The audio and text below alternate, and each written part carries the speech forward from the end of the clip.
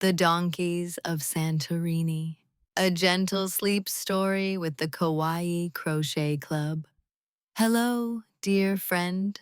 Welcome. Take a moment now to settle into your most comfortable position. Let your body sink deeply into the softness beneath you, feeling supported, feeling safe, feeling ready to rest. Close your eyes if you haven't already. Let the world outside fade away. Now, take a deep breath in through your nose, filling your lungs completely. Hold it for just a moment and let it go slowly through your mouth, releasing everything, every thought, every worry, every bit of tension. Again, breathe in deeply, feeling your chest rise, your belly expand, and release, feeling your shoulders drop, your jaw relax, your entire body becoming heavier, softer, more peaceful. One more time, breathe in, hold, and let it all go. Good. Tonight you're traveling somewhere beautiful, somewhere warm and gentle, where white stone glows in golden light, where blue domes rise against endless sky, where the sea whispers softly far below. Tonight, you're going to the island of Santorini. You'll meet four small friends on a quiet mission of kindness. You'll watch as they create something beautiful, slowly, peacefully, over several gentle days. And as they work, as they rest, as they breathe the salt air and feel the warm sun, you'll drift deeper and deeper into sleep. Don't worry about following every word. Let the story wash over you like gentle waves. If you fall asleep, that's perfect. That's exactly what this story is here for. Now, let's begin. Part 1, Arrival at Dawn.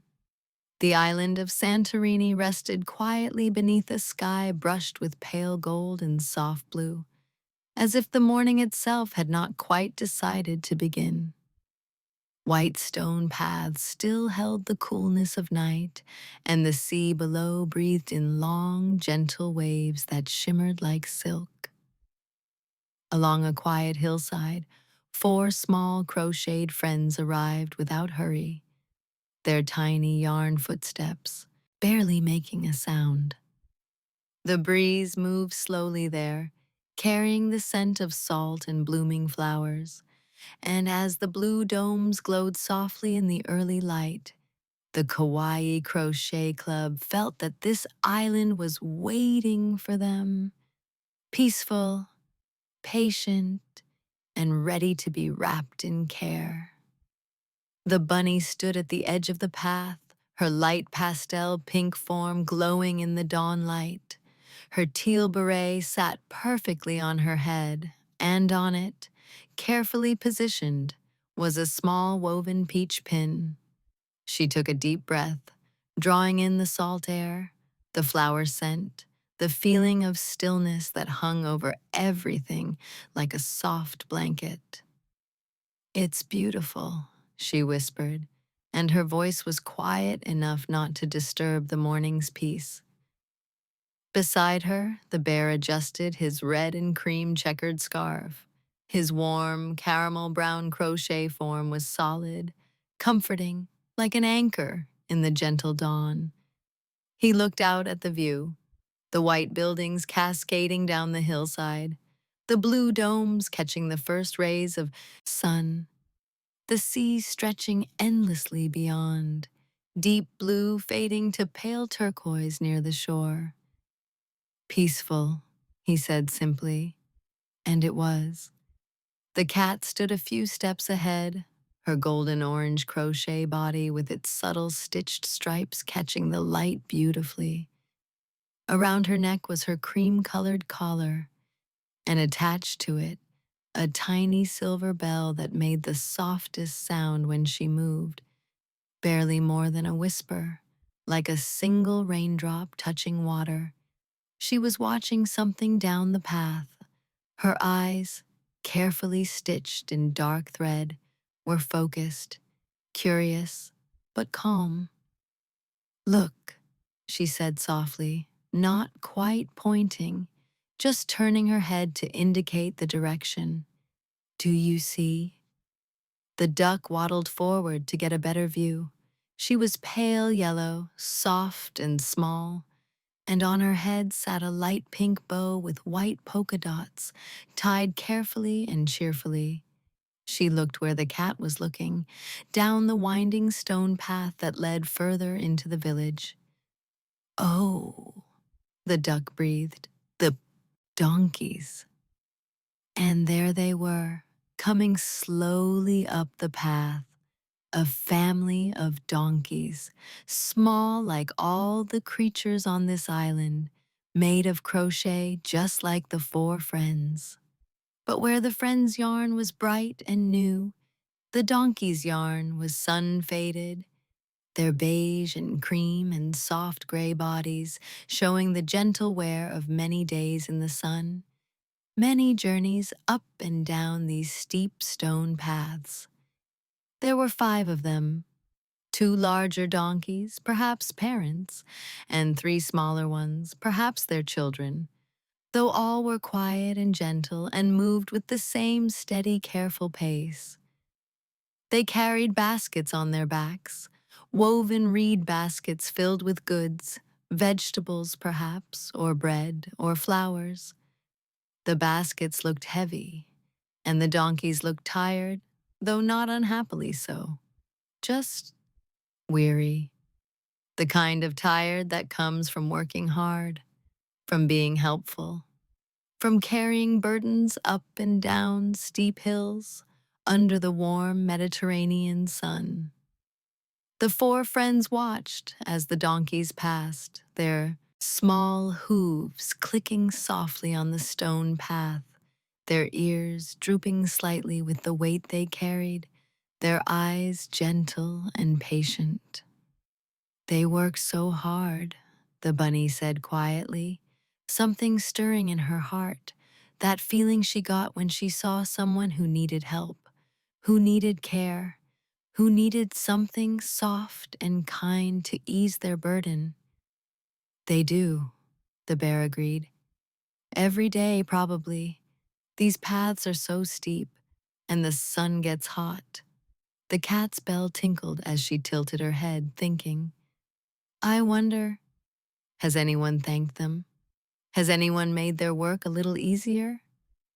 The duck turned to her friends, and her eyes were bright with an idea that was forming, growing, becoming something beautiful. "We could," she said.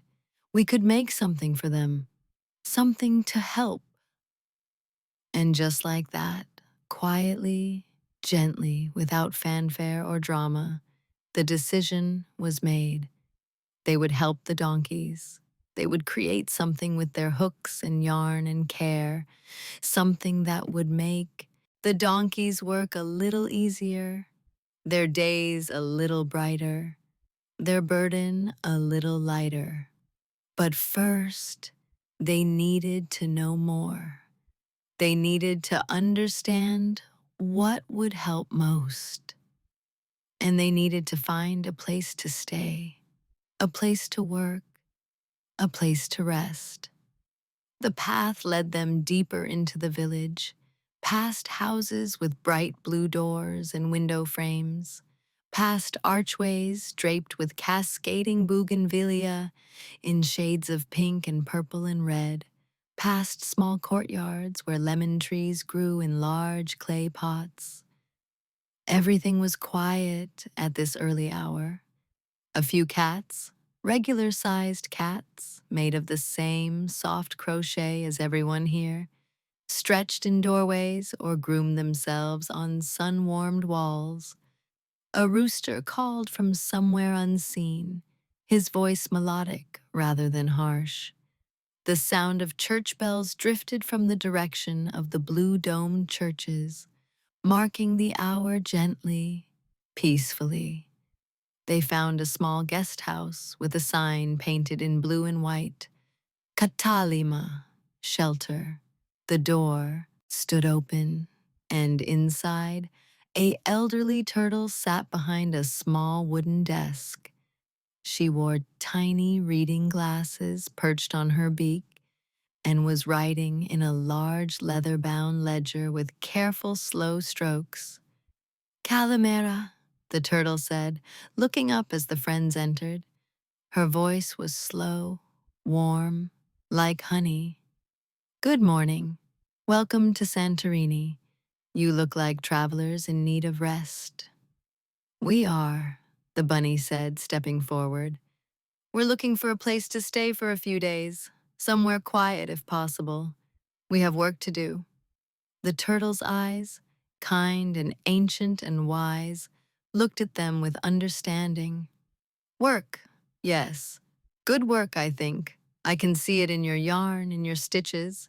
You're here to help, aren't you? The friends looked at each other in surprise.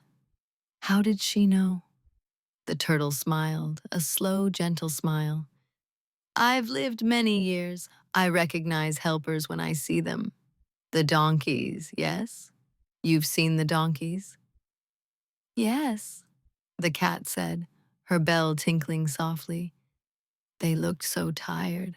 We wondered if we could make something for them, something to help. The turtle nodded slowly, as if this confirmed something she already knew. They are good souls, those donkeys. They help everyone. They carry food from the farms at the top of the island to the shops below. They carry supplies from the port up the steep paths.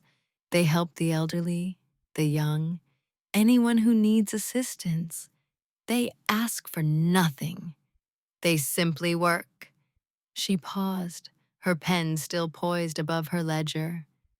But yes, she continued, they are weary. The paths are hard on their backs. The baskets, though woven well, rub sometimes. The sun is hot. What they need? She looked at the four friends thoughtfully. What they need is protection, comfort, something soft between their backs and their burdens, something that carries good intentions, that offers safety and gratitude. Saddle blankets, the bear said, understanding immediately. We could crochet saddle blankets for them.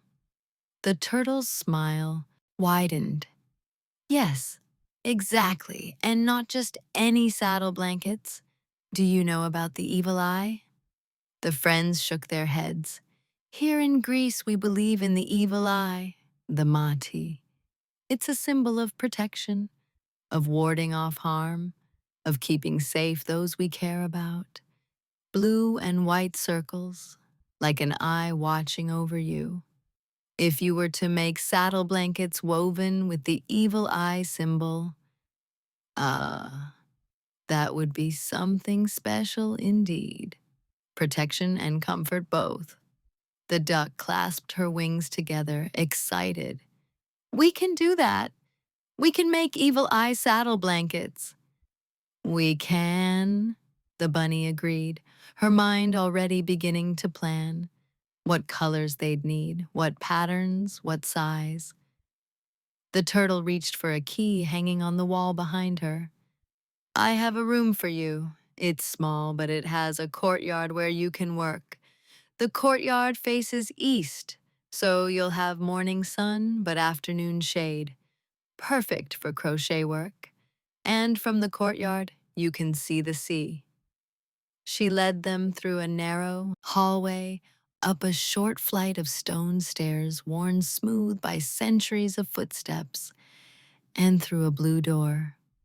The room beyond was indeed small, 4 simple beds with white linens, a wooden table and chairs, a window with blue shutters. But the courtyard? Oh, the courtyard was perfect. It was small and square, enclosed by white walls covered in flowering vines. Clay pots held herbs, basil, oregano, thyme, their scent drifting on the breeze. A small lemon tree grew in one corner, its branches heavy with fruit, and along one wall was a low bench, perfect for sitting and working. Beyond the courtyard wall, the view opened up, the rooftops of the village cascading down the hillside, the blue domes of churches, and beyond it all, the endless expanse of the Aegean Sea, glittering in the morning light. It's perfect, the bunny breathed. Thank you, the bear told the turtle, bowing slightly. This is more than we hoped for. The turtle waved a slow, gentle flipper. You're here to do good. Work. This place wants to help you do it. Now rest a bit from your journey. Then when you're ready, go to the market. You'll need yarn, blue and white, the colors of Greece. You'll need your hooks, your patterns, your patience, and most of all, you'll need care. Every stitch should be filled with care. She turned to leave, then paused at the doorway. The donkeys rest in the shade near the old windmill, just past the square. When your blankets are ready, you'll find them there. And then she was gone, moving slowly back down the hallway, back to her desk and her ledger and her quiet guardian role over this small guest house. The 4 friends stood in the courtyard, looking at each other, and then out at the view, and then at the space around them, this perfect little place where they would work and rest and create something beautiful. We should start today, the cat said. We should go to the market, get our supplies, begin planning. Yes, the bunny agreed. But first, let's rest a moment. Let's feel this place. Let's breathe this air. And so they sat, the 4 of them on the bench in the courtyard. They sat quietly, not speaking, just being. They listened to the breeze rustling the herbs and the lemon tree leaves. They listened to the distant sound of waves against shore.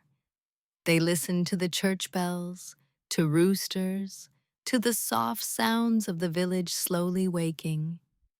They felt the warm stone beneath them, still cool from night but beginning to hold the day's heat. They felt the gentle sun on their crocheted faces. They felt the peace of this place settling into their yarn, into their stitches, into their hearts.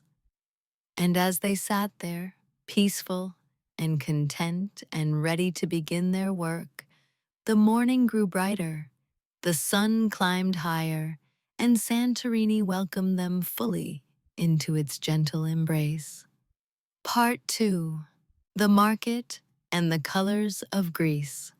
After they'd rested and felt the stillness of the courtyard settle into their bones, the friends decided it was time to venture out. The sun had risen higher now and the village was fully awake, shops opening their doors, cafes setting out small tables and chairs, the smell of coffee and fresh bread drifting through the narrow streets. They made their way down the winding stone path toward the village center, walking slowly, taking in everything. The white buildings seemed to glow in the sunlight, almost too bright to look at directly. The blue doors and shutters and domes provided the perfect contrast, the colors of the Greek flag, the colors of sky and sea, repeated everywhere like a prayer. Bougainvillea cascaded over walls in explosions of color, deep magenta, bright pink, orange, red, even purple. The flowers were so abundant they seemed to flow like waterfalls of color down the white walls, pooling in bright masses on the ground below. The cat stopped to look at them, her bell tinkling. "They're beautiful," she said, like, like colorful waterfalls. "They are," the bunny agreed, reaching out to gently touch a flower petal. "Everything here is beautiful, even the stone paths. Look how they're worn smooth, like they've been polished." "By centuries of footsteps," the bear observed, his deep voice thoughtful. "Centuries of people walking these same paths, going to market, visiting neighbors, living their lives. It makes you think about time, doesn't it? How some things endure." They continued walking, and soon they arrived at the square, a small open space paved in white stone, with a church at one end, one of the famous blue dome churches they'd seen from above, and small shops lining the other sides.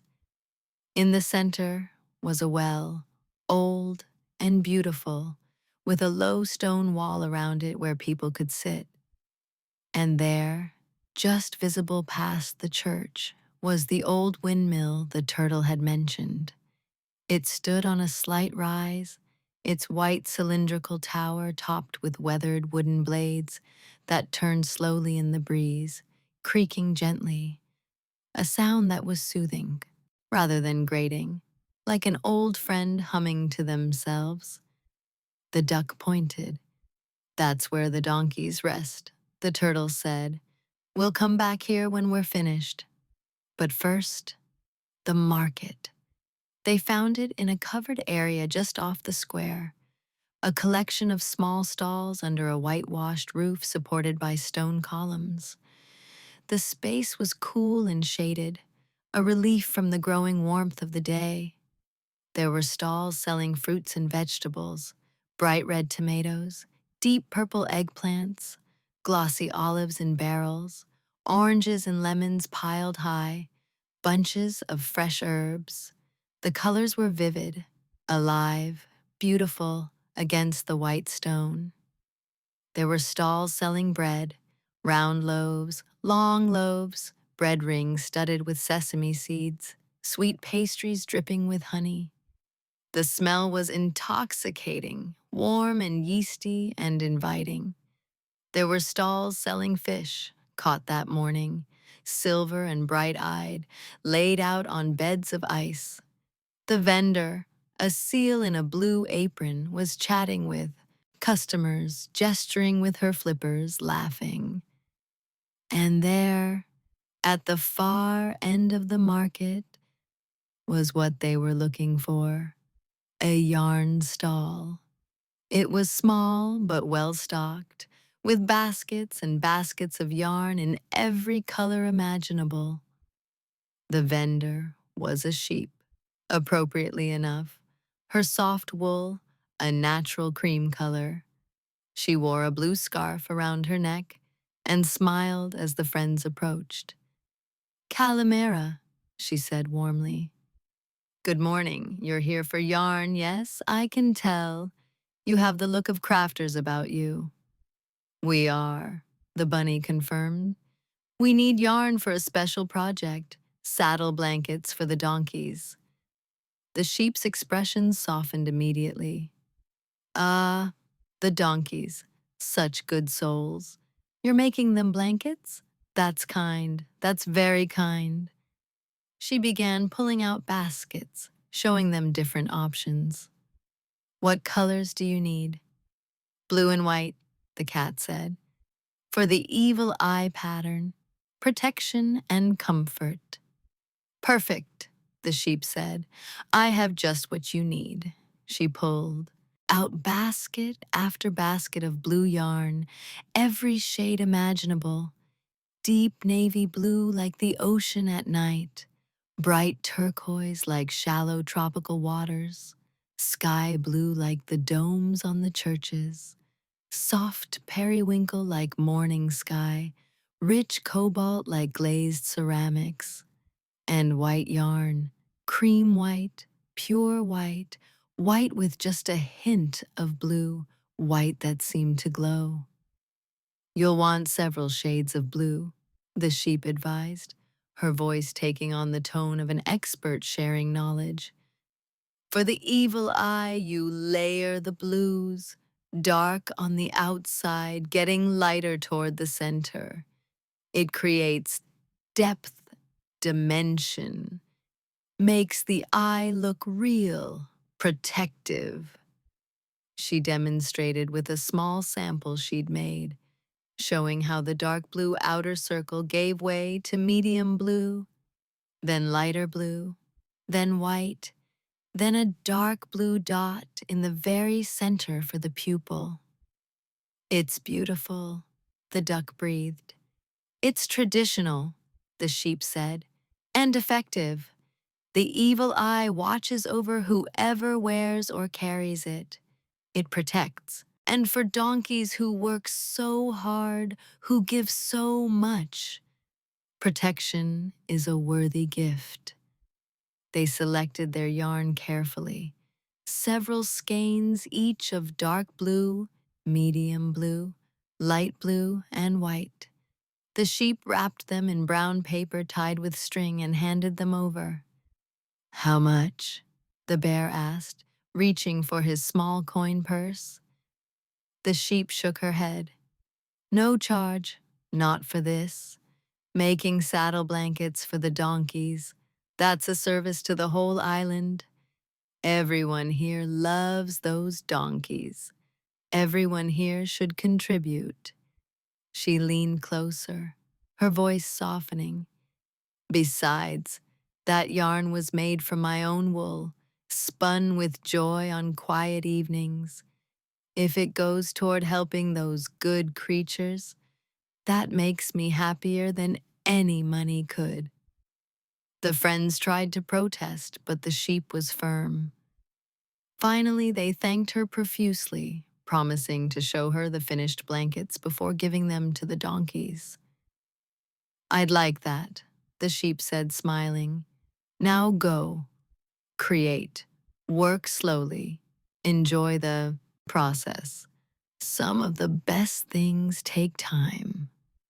As they left the market, carrying their precious bundles of yarn, they passed other vendors who called out to them. Making something for the donkeys? Good, good. Those donkeys work harder than anyone. Tell them we appreciate them. Word traveled fast in a small village, it seemed. Everyone knew already what the four friends were planning, and everyone approved. They stopped briefly at a bakery, where a kindly goat insisted on giving them a loaf of fresh bread and a small container of honey. For your energy, she said, crocheting takes focus. Focus takes fuel. They stopped at a fruit stand where an elderly rabbit, his yarn faded and soft with age, gave them a bag of fresh oranges.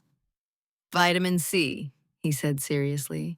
Good for the eyes. You'll be doing close work. You'll need good eyesight. By the time they returned to their guest house, they were laden with gifts, yarn, bread, honey, oranges, a small pot of olive oil from a merchant who'd overheard their mission, even a bottle of cool water from the well-keeper. This village, the bunny said, as they climbed the stairs to their room, is so kind. It is, the bear agreed. They love those donkeys, and they're grateful we're helping. Back in their courtyard, they spread out their supplies on the bench and on the small table they'd brought from inside. The yarn was beautiful in the sunlight, the blue so vivid and rich, the white so pure and clean.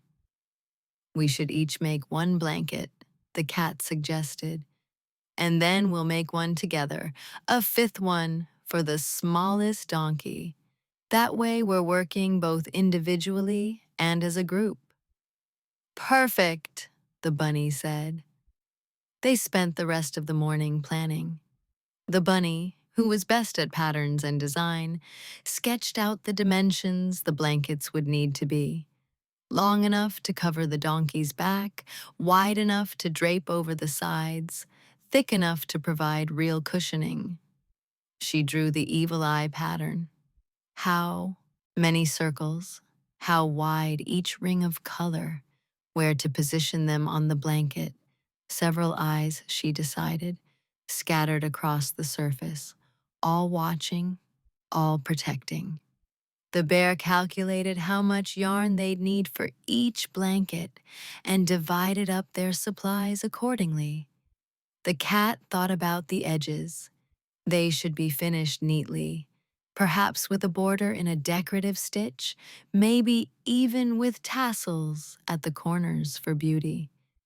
And the duck thought about the love they'd weave into each stitch, the intention they'd set, the gratitude they'd express through their hands and hooks and patience.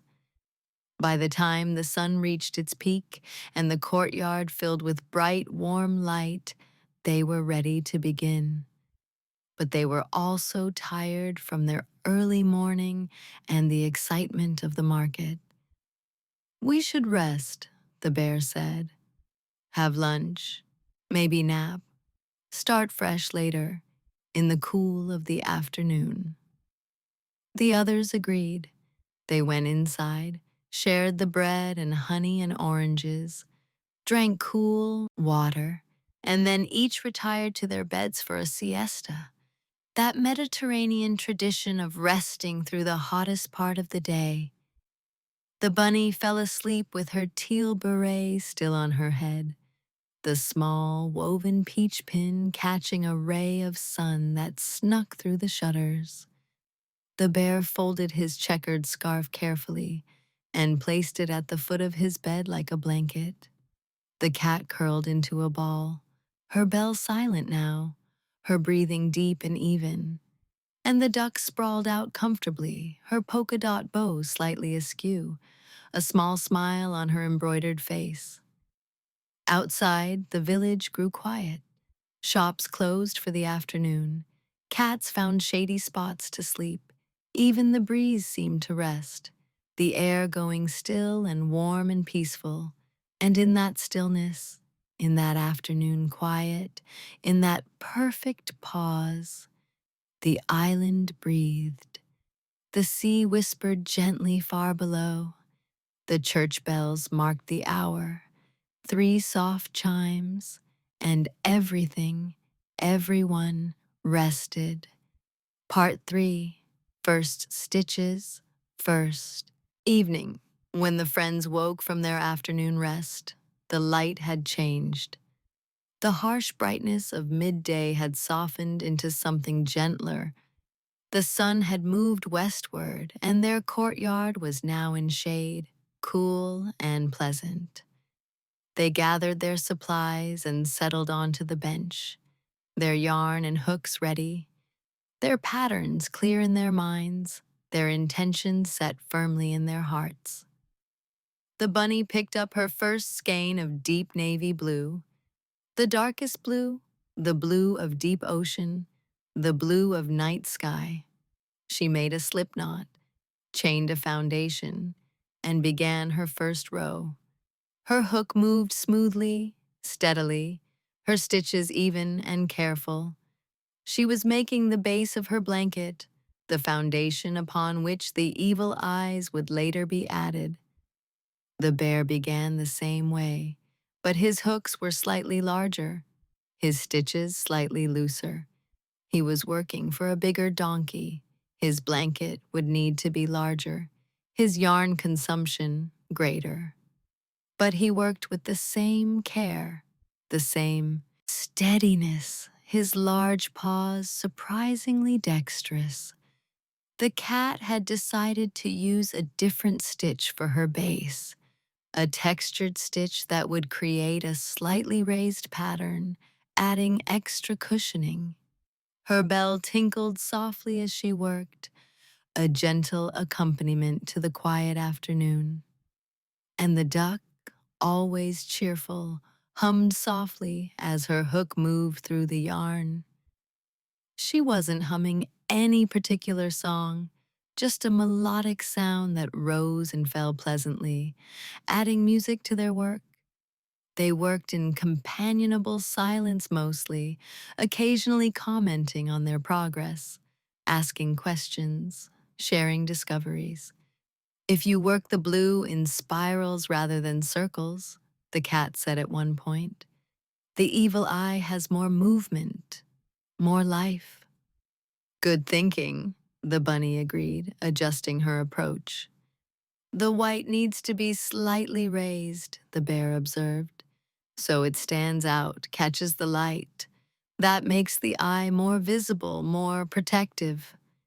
They tried different techniques, finding what worked best, what created the effect they wanted. This was the joy of crocheting, the problem solving, the creativity, the way each crafter brought their own style and ideas to the work. As the afternoons stretched toward evening, the light continued to soften. The sky began to take on colors, pale pink at the horizon, soft orange above it, the blue deepening to violet at the zenith. They heard the church bells ring again. 6 o'clock. Time seemed to move differently here, more slowly, more gently. Hours passed, but didn't feel rushed. Time was something to be savored, not hurried through. The duck set down her hook and stretched, her wings extending. Should we walk a bit? See the sun set? We've been sitting for a while. The others agreed readily.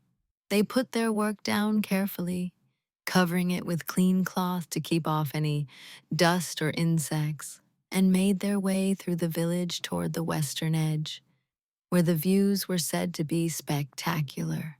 They walked past the square, past the windmill, where they could see the donkeys resting in its shadow, sitting peacefully, their baskets set aside, their eyes half closed in contentment, and out to a rocky overlook where a low wall kept viewers safe from the cliff edge.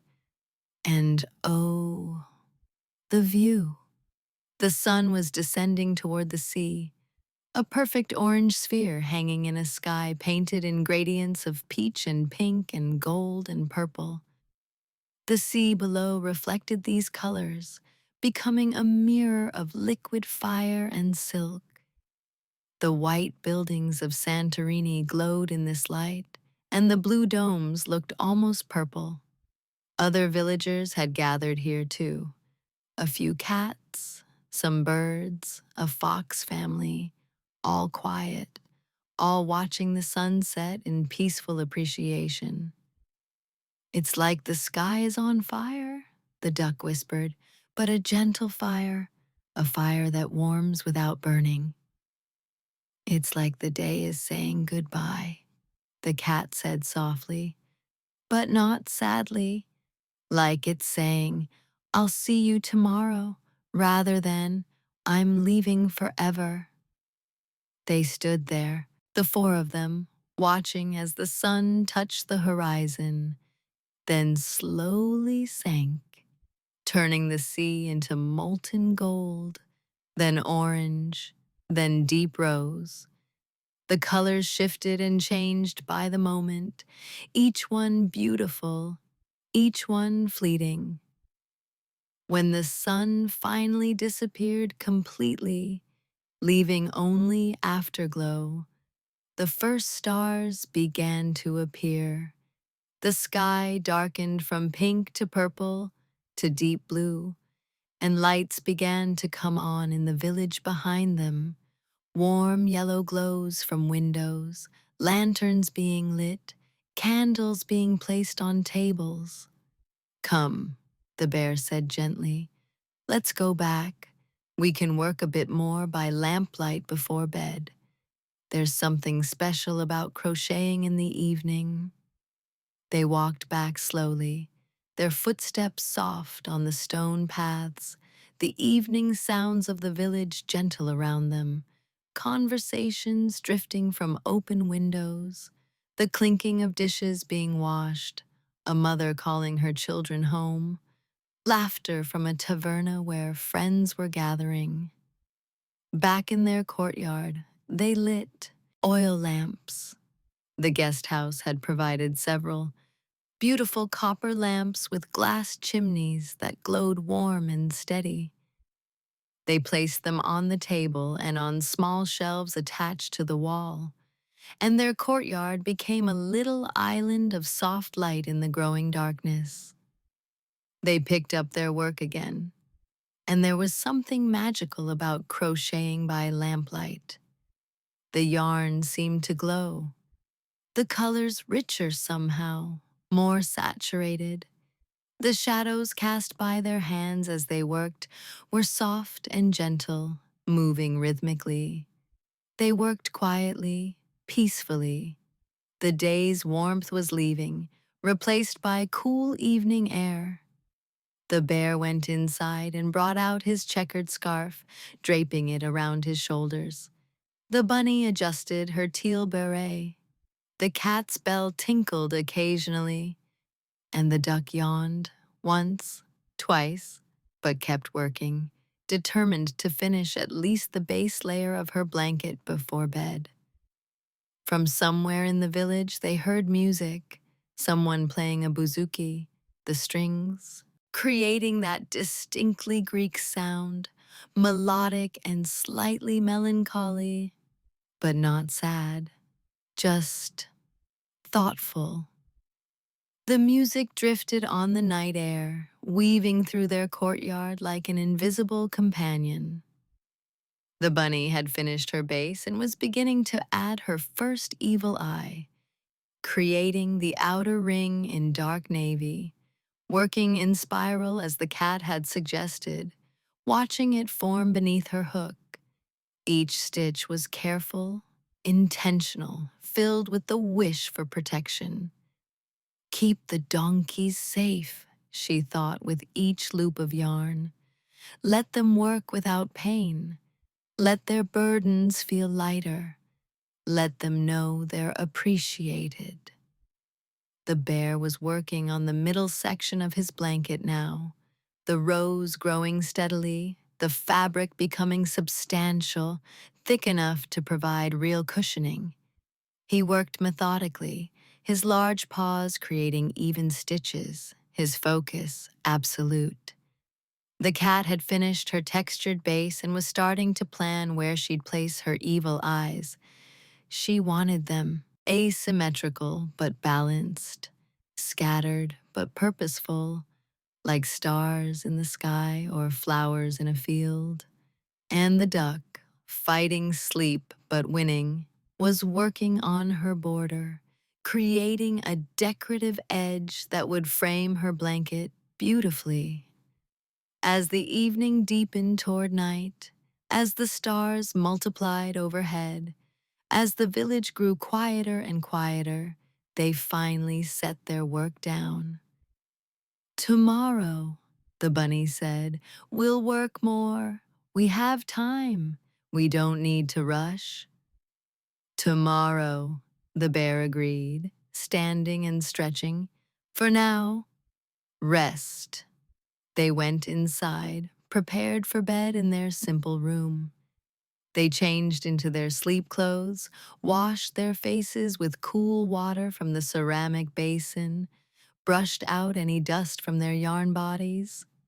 The bunny removed her teal beret, placing it carefully on the small table beside her bed, the woven peach pin catching the last light from the lantern. The bear folded his scarf and placed it at the foot of his bed. The cat removed her collar with its tiny bell, setting it beside her pillow where she could hear if it rang. And the duck retied her bow, making sure it was secure for sleep. They settled into their beds, the white linens cool and crisp, the pillows soft. Through the open window, they could hear the sea far below, the waves soft and rhythmic. like breathing. "Good night," the bunny said softly. "Good night," the others chorused, and one by one they drifted into sleep, their first day on Santorini complete, their work begun, their purpose clear, their hearts content. Outside, the stars wheeled slowly overhead.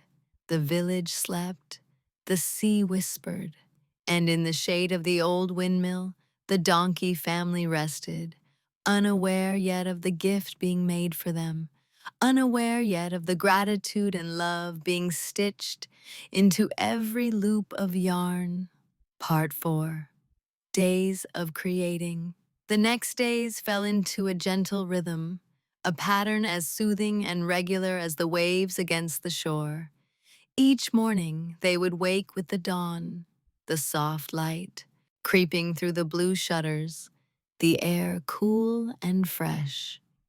They would dress slowly, prepare simple breakfast, bread and honey, oranges, Greek yogurt that a neighboring guest at the house shared with them, strong coffee that the turtle hostess made in a traditional breaky, the grounds settling at the bottom of tiny cups.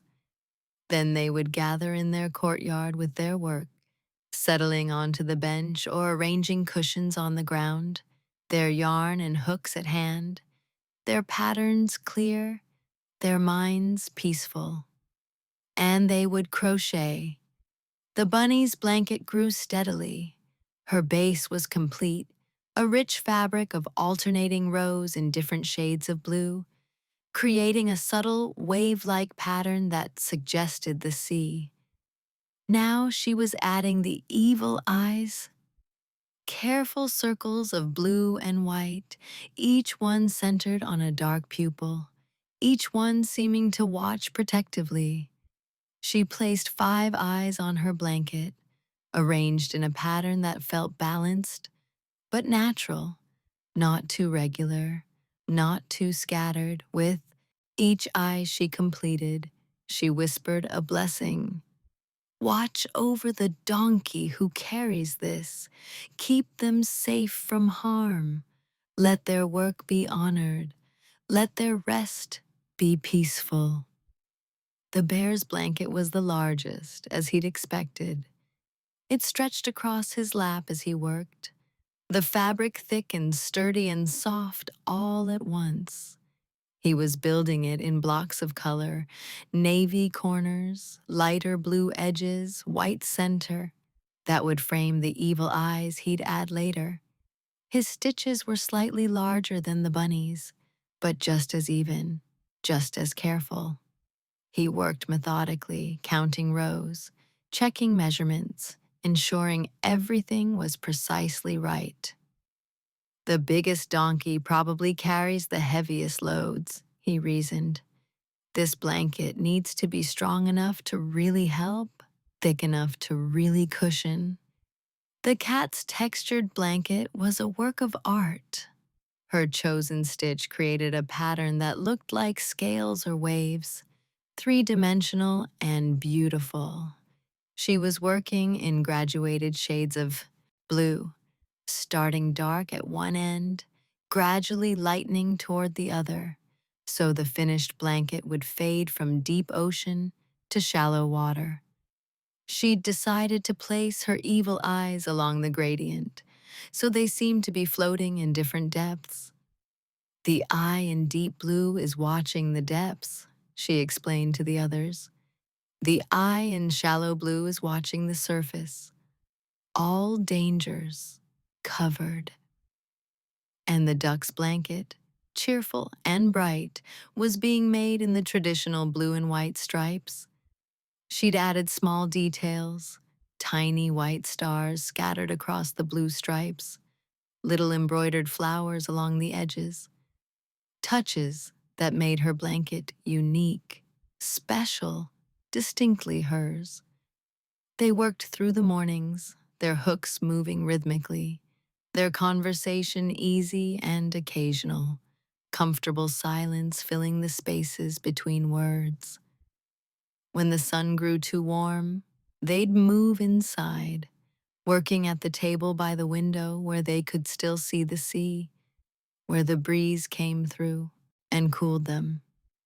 When afternoon came, they'd rest, sometimes napping, sometimes simply sitting quietly, sometimes taking short walks through the village.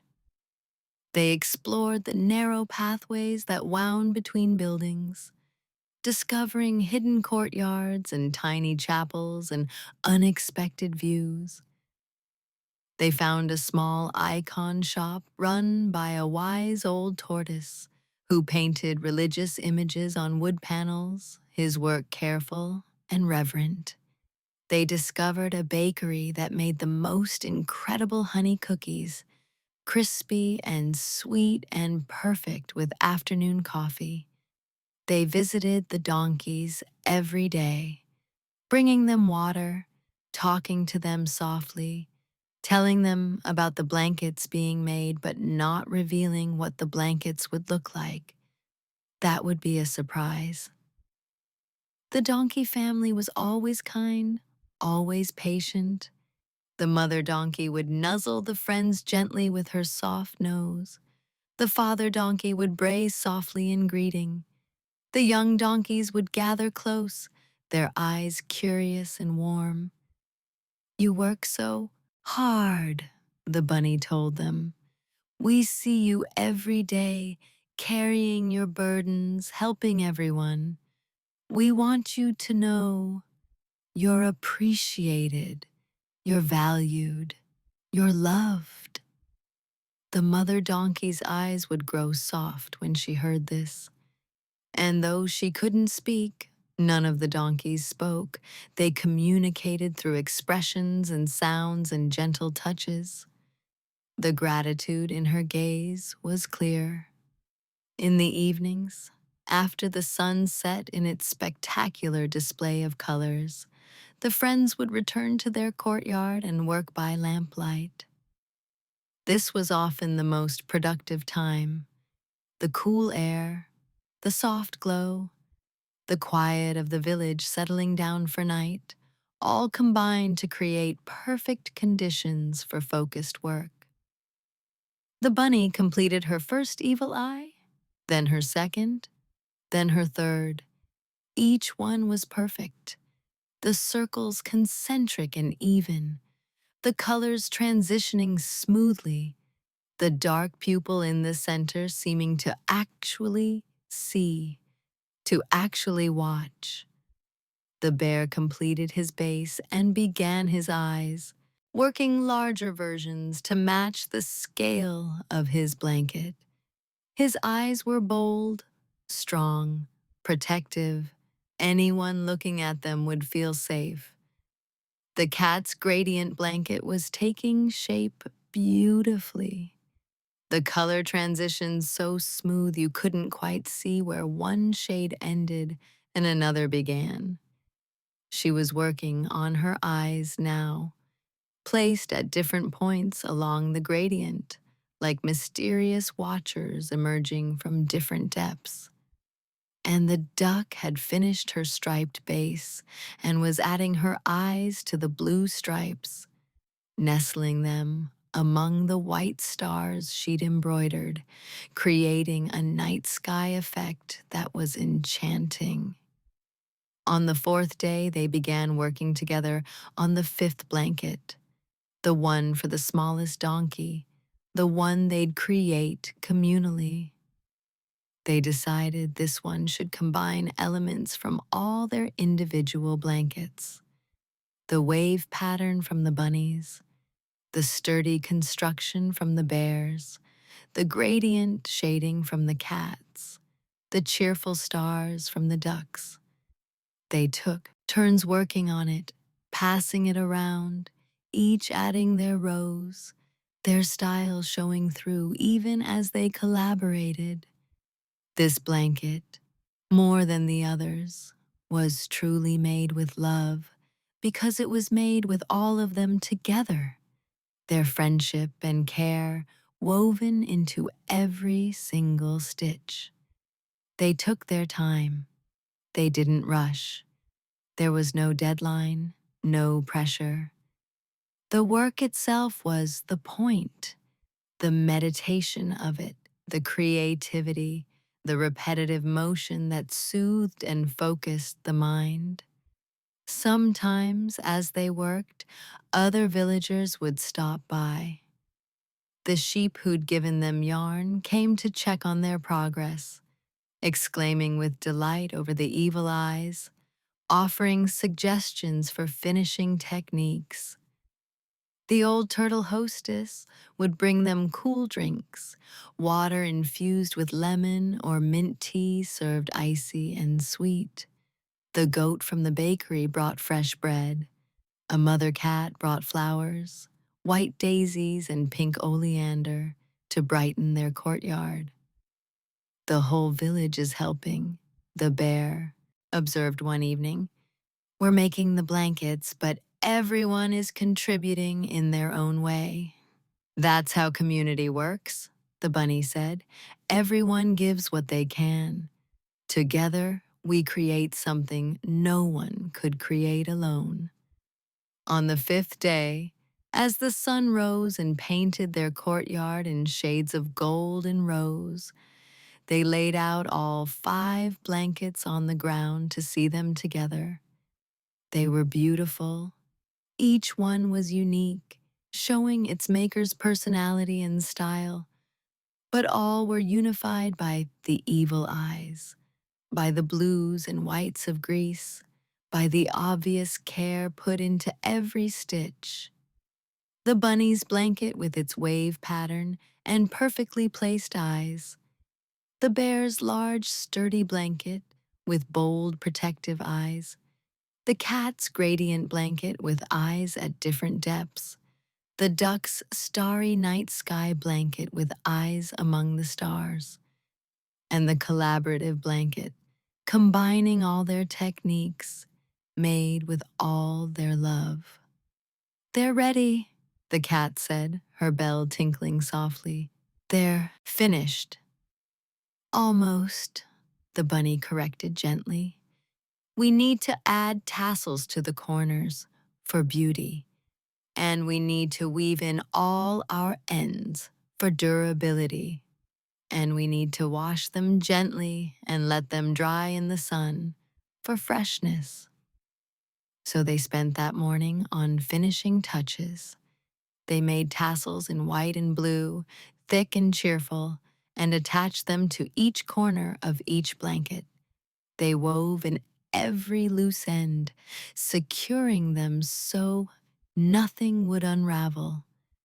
They hand-washed each blanket carefully in cool water with a tiny bit of lavender soap, then spread them out on the courtyard wall to dry in the sun. The blankets hung there like flags, like prayers, the evil eyes watching from the fabric, the tassels swaying gently in the breeze. By afternoon, they were dry. The friends folded them carefully, making neat squares, stacking them one on top of the other. Tomorrow morning, the bunny said, tomorrow at sunrise we'll give them to the donkeys. It should be special, not rushed. We'll present them properly. The others agreed. That evening, they didn't work. They simply sat in their courtyard, watching the stars come out, listening to the sea, feeling the satisfaction of work completed, of purpose fulfilled. They'd been on Santorini for 5 days. They'd arrived as visitors, but they were leaving whenever they left, as friends of the island, as helpers, as part of the community, if only for this brief time. I'll miss this place, the duck said softly. It's so peaceful. Me too, the cat agreed. We can come back, the bear said. Someday. There's nothing saying we can't return. We'll always carry it with us anyway, the bunny said, gesturing to her heart. The white buildings, the blue domes, the flowers, the sea, the kindness. We'll carry it inside. They sat in comfortable silence, at peace, ready for tomorrow's joy. Part 5. The Gift. The morning of the giving dawned clear and beautiful. The sky, that particular shade of blue that only seems to exist in Greece, deep and pure and infinite. The friends woke early, even before the sun rose, dressing carefully, preparing themselves. The bunny positioned her teal beret just so, adjusting the small woven peach pin. The bear arranged his checkered scarf. The cat made sure her collar and bell were secure. The duck carefully retied her polka dot bow. They gathered the 5 blankets, holding them carefully, reverently. Each blanket was folded and tied with blue ribbon that the turtle hostess had provided. For an important occasion, she'd said when she gave them the ribbon. This is an important occasion. They made their way through the still sleeping village, their footsteps soft on the stone paths. The sky was lightening in the east, the horizon taking on those first hints of gold and pink that herald the sun. They reached the windmill just as the sun broke the horizon, sending rays of light streaming across the island, touching the white buildings, the blue domes, the sea beyond, turning everything to gold. The donkey family was just waking, stirring from their night's rest in the shelter of the windmill. They stood slowly, stretching, preparing for another day of work. When they saw the 4 friends approaching, they gathered together, curious, their ears forward, their eyes kind. The bunny stepped forward, and she spoke clearly, her voice carrying in the still morning air. Dear donkeys, we've been on your island for several days now, and every day we've watched you work. We've seen you carry your burdens up and down these steep paths. We've seen you help everyone who asks, never complaining, always patient, always kind. We wanted to do something for you, to thank you, to show you that your work is seen, is valued, is appreciated. She gestured to the blankets in their arms. We've made you saddle blankets. Each one is made with care, made with love, made with gratitude. They're woven with the evil eye, for protection, for safety, for blessing. They'll cushion your backs, ease your burdens, keep you comfortable as you work. The bear stepped forward with the largest blanket, unwrapping it, shaking it out so its full beauty was visible in the morning light. The evil eyes seemed to glow, watching protectively. The father donkey stepped forward, and the bear gently draped the blanket over his back. It fit perfectly. The fabric settled over his shoulders, down his sides, the tassels hanging cheerfully. The father donkey stood very still for a moment, feeling the softness, the cushioning, the care. Then he turned his head to look at the bear, and his eyes were full, full of gratitude, full of emotion, full of something that might have been tears if donkeys could cry. He brayed softly, a sound that was gentle and warm, a sound that clearly meant, "Thank you." One by one, the friends gave out the other blankets. The mother donkey received the bunny's wave-patterned blanket and stood still and grateful, nuzzling the bunny gently with her soft nose. The larger of the young donkeys received the cat's gradient blanket, and the middle child received the duck's starry blanket, both standing straighter, prouder, more valued.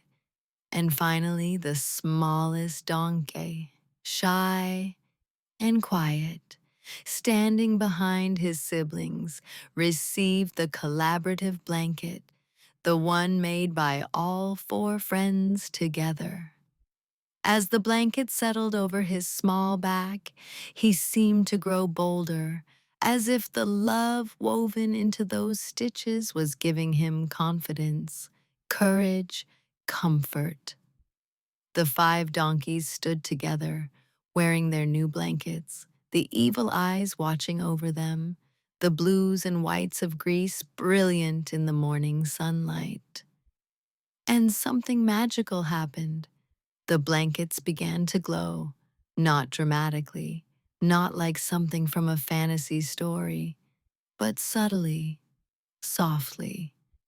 They seemed to shimmer slightly, as if the love and care woven into them were becoming visible, tangible, real. And the donkeys changed, not in appearance, but in presence. They stood straighter. Their eyes were brighter. The weariness that had marked them seemed to lift, like a fog burning away under the sun. The father donkey walked a few steps, testing his new blanket, and his walk was lighter, easier, as if his burden had indeed become less heavy. The mother donkey swished her tail happily, a gesture of pure contentment. The young donkeys pranced slightly, playful in a way they hadn't been before. Other villagers had begun to gather. Word had spread somehow that something special was happening at the windmill at sunrise.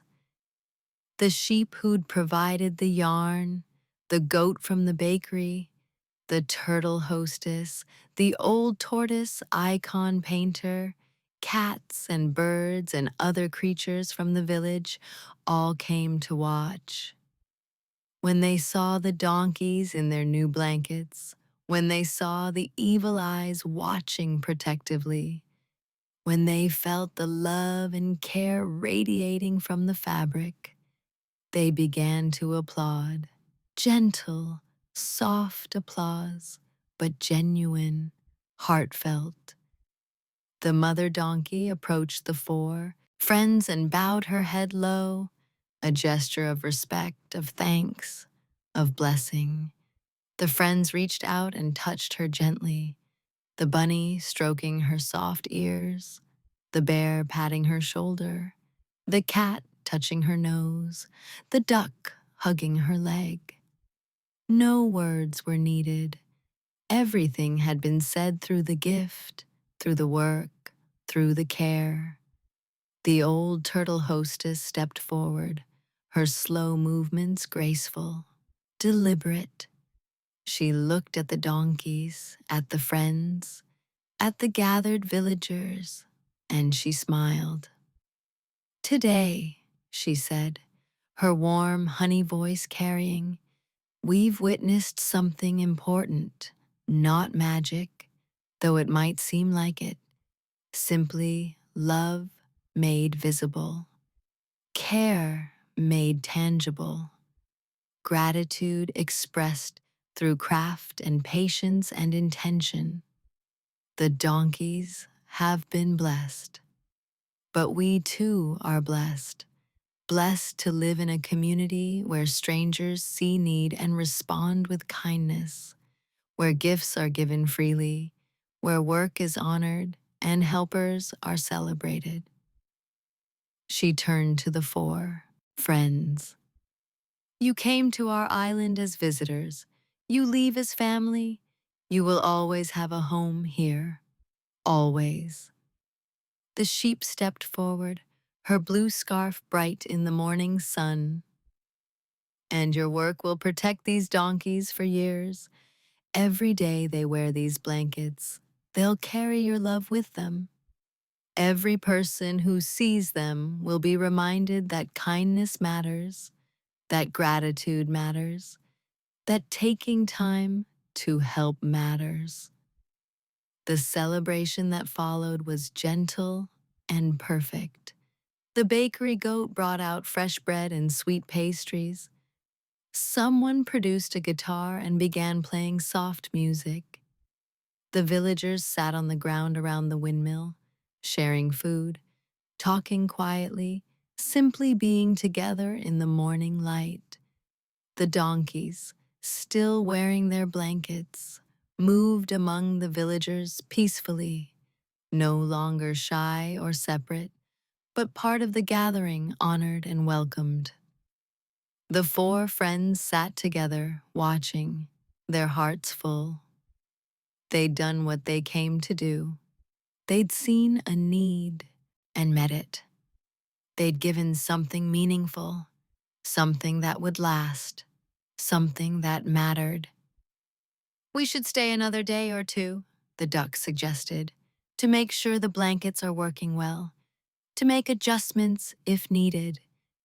"Yes," the others agreed. There was no rush to leave. Why hurry away from peace? Part 6. Blue Hour and Farewell. They stayed 3 more days on Santorini. 3 more days of peace and beauty and gentle rhythm. They spent their time simply walking through the village, discovering new corners, new views, sitting in their courtyard, reading or talking or simply being quiet, visiting the donkeys daily, checking that the blankets were comfortable, making minor adjustments, tightening a tassel here, smoothing a seam there. The blankets were working perfectly. The donkeys moved easier, worked without strain, rested more peacefully. The villagers reported that the donkeys seemed happier, more energetic, more at ease. "You did good work," the old turtle told them. "Really good work." On their final evening, they walked to the western edge of the village one last time to watch the sunset. The sky performed its usual magic, gold and pink and orange and purple, the sun sinking slowly into the sea, turning the water to liquid fire. But tonight they stayed longer than usual. They stayed as the last light faded, as the stars began to appear, as the sky deepened from pink to purple to deep blue. This was the blue hour, that brief time between sunset and full darkness, when the sky is neither day nor night but something in between, something magical, something rare and precious.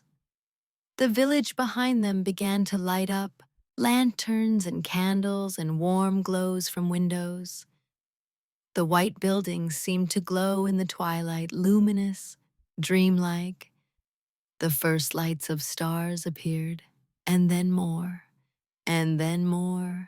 until the sky was full of them, the same stars that had watched over this island for millennia, the same stars that would watch over it long after everyone here was gone. The four friends sat on the low wall, their legs dangling over the edge, looking out at the view, the darkening sea, the glowing village, the star-filled sky. "I don't want to leave," the duck said softly. "I know," the bunny replied, her voice gentle, "but we'll carry this with us. We'll remember, and we can come back." "We can," the bear agreed. "This isn't goodbye forever. This is goodbye for now." "And we did what we came to do," the cat added, her bell tinkling softly. "We helped. We made a difference. We gave something meaningful." They sat in silence for a while, just being present, just feeling this moment, this place, this peace. Below them, they could see the old windmill, and near it, the shapes of the donkey family resting together, their blankets visible even in the twilight, the evil eyes watching over them as they slept. The breeze was cool now, carrying the scent of the sea, of flowers, of the herb gardens, of home, though this wasn't their home, though they'd only been here a short time. It felt like home in the way places sometimes do when you've been happy there, when you've done good work there, when you've been part of something meaningful there. We should go back, the bear said eventually, as the sky darkened fully tonight, as the stars brightened, as the village settled into its evening quiet. Early start tomorrow. They walked back slowly, memorizing the feeling of the stone beneath their feet, the sight of the blue domes against the night sky, the sound of distant music from a taverna, laughter from a family's home, the sea's eternal whisper. Back at their guest house, they packed their few belongings. It didn't take long. They'd traveled light. The bunny folded her extra clothes carefully, making sure her teal beret and its woven peach pin were secure for travel. The bear rolled up his extra scarf. The cat packed her few books and her journal where she'd written about their adventure. The duck made sure her photographs were safely stored. She'd taken many pictures with a small camera she'd brought, wanting to remember every detail. They left their room tidy, beds neatly made, dishes washed, everything clean and orderly as they'd found it. The old turtle was waiting for them in the small lobby, even though it was late. I wanted to say goodbye properly, she explained, to thank you, to send you off with blessing. She gave each of them a small gift, simple things but meaningful. 4 small clay charms in the shape of the evil eye, one for each of them, to carry as protection and as memory. They were hand-painted in blue and white, beautiful and traditional. So you'll always have a piece of Santorini with you, she said, and so you'll always be protected wherever you go. They thanked her, hugged her gently, careful of her ancient shell, promised to return someday. In the morning, they'd leave on the early ferry, but for now they went to their room one last time, to their beds, to rest. The bunny lay in her bed, looking out the window at the stars, her hand touching the evil eye charm hanging around her neck now. She thought about the donkeys, about the village, about the peace she'd felt here. She thought about how sometimes the most meaningful things are the simplest things. A blanket made with care, a need met with kindness, a community coming together. The bear lay in his bed, his checkered scarf folded on his chest like always, and he thought about work. Not just the work of making the blankets, but the work of being a good friend, the work of noticing when help is needed, the work of showing up and following through. Good work, he thought. We did good work. The cat curled in her bed, her bell silent now, and she thought about beauty. Not just the beauty of sunsets and white buildings and blue domes, but the beauty of purpose, the beauty of creating something meaningful, the beauty of connections made and gratitude expressed. The duck lay, sprawled comfortably, her polka dot bow on the nightstand, and she thought about happiness, about how the best happiness comes from making others happy, from giving rather than receiving, from being part of something larger than yourself.